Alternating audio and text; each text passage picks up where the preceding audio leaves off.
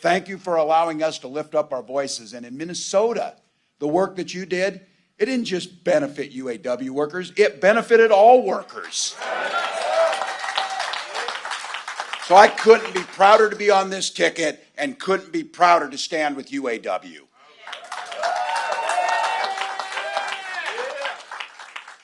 Think about this, 89 wake-ups. I've been saying this, 89 days, we can do anything for 89 days.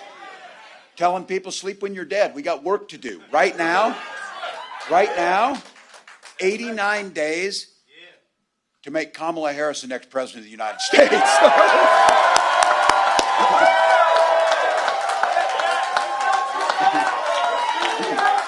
Yeah. Look.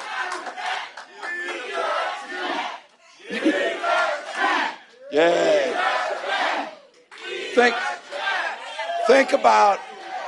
Think about this leader that's very simple.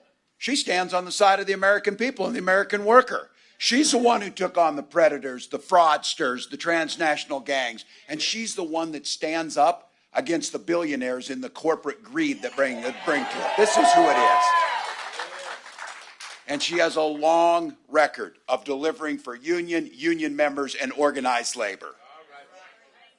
All right, everybody in this room knows, and I keep saying this is a bit of preaching to the choir, but the choir needs to sing right now. The choir needs to sing. We know that unions built the middle class. The rest of America has to. You know who doesn't believe that? Donald Trump. He sees the world entirely differently. And it really starts with this. When I look at community and neighbors and unions and the word that Sean said, unity. This guy doesn't know the first thing about unity or service. He's too busy serving himself. Again and again and again, you've seen it. He put himself above us. He weakened our country to strengthen his own hand. He mocks our laws. He sows chaos and division. That says nothing about how he dealt with his president. We lived through it. He froze in the face of COVID, and our neighbors died because of it. And by doing nothing about COVID, he drove this economy into the ground. And I want to be very clear about this, because there's a lot of lies that happen when they're here. Violent crime was up when Donald Trump was president. Without even counting his crimes, it was still up. So this is very simple. You know it, and it's going to take a heck of a lot of hard work, but this election is a simple choice. What direction and what's our country going to look like? What direction are we going in? You know it. We've said it. Donald Trump's going to take it backwards. We aren't going back. We're not going back. Isn't happening. We're not going back. Look. And this thing of playing dumb while he sits on the planes with these billionaires and says I don't know anything about Project 2025. I just fly on the planes with them. You know what it's going to do. One of the goals of that, plain and simple, and they know this has been going on forever. Get rid of labor unions and get rid of the voices that we bring. They can do whatever the hell they want then. If Trump returns, he's going to learn something from the last time. He didn't get the job done. This time, it will be far, far worse, and he will get the job done and make sure that we can't organize collectively to improve our lives. That's what it's coming. So whether he cuts the middle class, makes it more difficult to own a home, whether he repeals the Affordable Care Act so you can't get health insurance, or the things that you know they talk about, gutting Social Security and Medicare. You know what? When you got $1 billion, you don't give a damn about your Social Security check. But if you're like my mom, and you depend on the Social Security check as your sole income, it's pretty damn important. And I've been saying it, and you've been hearing me say it. They will ban abortion across this country no matter what Congress says. Now look, damn right it is, and I don't know why this is so simple or so difficult for these people to understand. You know how things work really well in life and really well with your neighbors and really well in communities? When you mind your own damn business, things work better. Stay out of our business. Stay out of our business. He's not fighting for you. He doesn't know you. He doesn't care about your family. And his running mate is just as dangerous and backward as he is. So look, we know who they are. The choir's ready to sing. This campaign's about the future, your future. Vice President Harris sure knows that. She grew up in a middle-class family. She goes to work every day making sure families are on the front so that they can get ahead and they can get into the middle class. She believes in something so simple and so beautiful. And when we go to these rallies, I say it too. People drive, they sit in the sun, they get there, they stand next to their neighbor for one simple reason. And just like the vice president says, they believe in their hearts in the promise of America. They believe it. They believe it. So, sisters and brothers in the UAW, how great is this going to be? Please join me in welcoming the next president of the United States, Kamala Harris.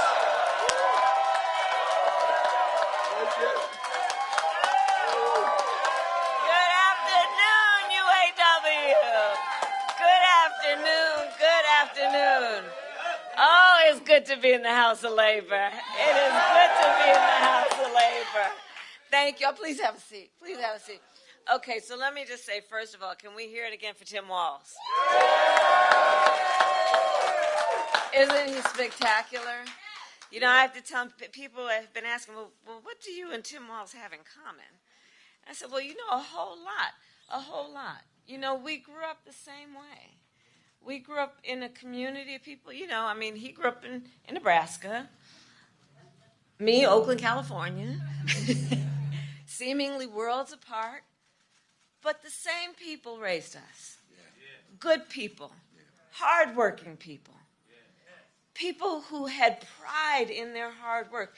You know, people who had pride in knowing that we were a community of people who looked out for each other. You know, raised by a community of folks who understood that the true measure of the strength of a leader is not based on who you beat down, it's based on who you lift up. Amen. And you know, there's some perversion that's happened in our country in the last several years, where there's a suggestion that somehow strength is about making people feel small, making people feel alone. But isn't that the very opposite of what we know unions know to be strength? It's about the collective. It's about understanding no one should ever be made to fight alone. That we are all in this together. You know why I fought my entire career for unions and labor? Because I understand the concept and the noble concept behind collective bargaining. And here it is. Here it is. Fairness. Fairness. It's about saying, hey, in a negotiation, don't we all believe the outcome should be fair? I mean, who could disagree with that? The outcome should be fair. It should be fair, right? But when you're talking about the individual and a big company, and you're requiring that one individual to negotiate against a big company, how's that outcome going to be fair? So collective bargaining is about saying, let the collective come together around a common experience, which at its core is about dignity and the dignity of labor. That's right. And then let the people come together to negotiate so you make the balance. And then the outcome will be fair. And isn't that what we're talking about in this here election? We're saying we just want fairness. We want dignity for all people.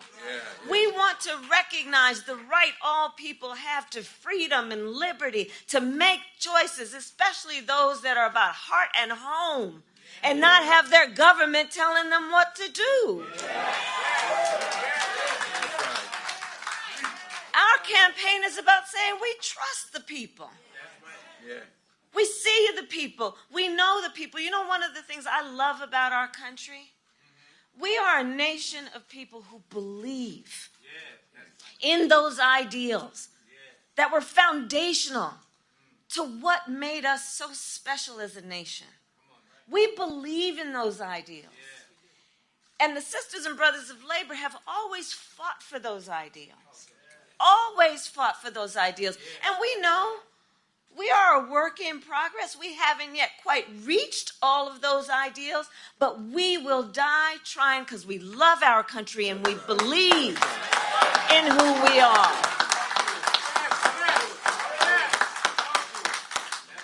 And that's what our campaign is about. We love our country.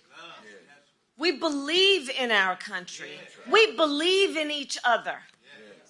We believe in the collective. We're not falling for these folks who are trying to divide us, trying to separate us, trying to pull us apart.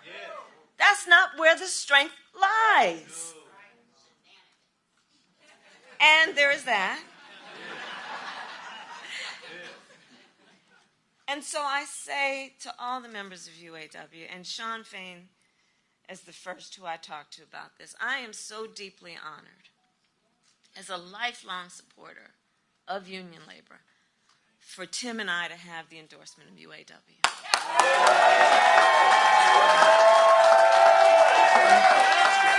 So deeply honored. Because you walk your walk. You walk your walk. And what we know, like we have talked about, we got 89 days to get this done. You know, the one thing about all of us is we like hard work. Hard work is good work. Hard work is good work. The thing that we like about hard work is we have fun doing hard work. Because we know what we stand for. And that's a big part of this campaign. You know, when you know what you stand for, you know what to fight for.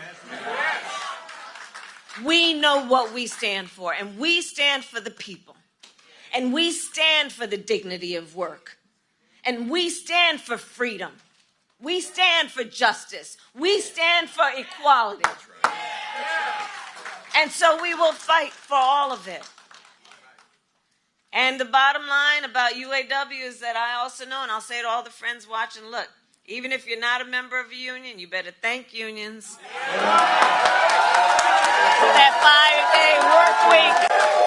You better thank unions for that 8-hour work day. You better thank unions for that vacation time. So I'm here to say thank you. Thank you. Thank you. Thank you to the sisters and brothers of UAW for all you are and all we will do over these next 89 days. God bless you.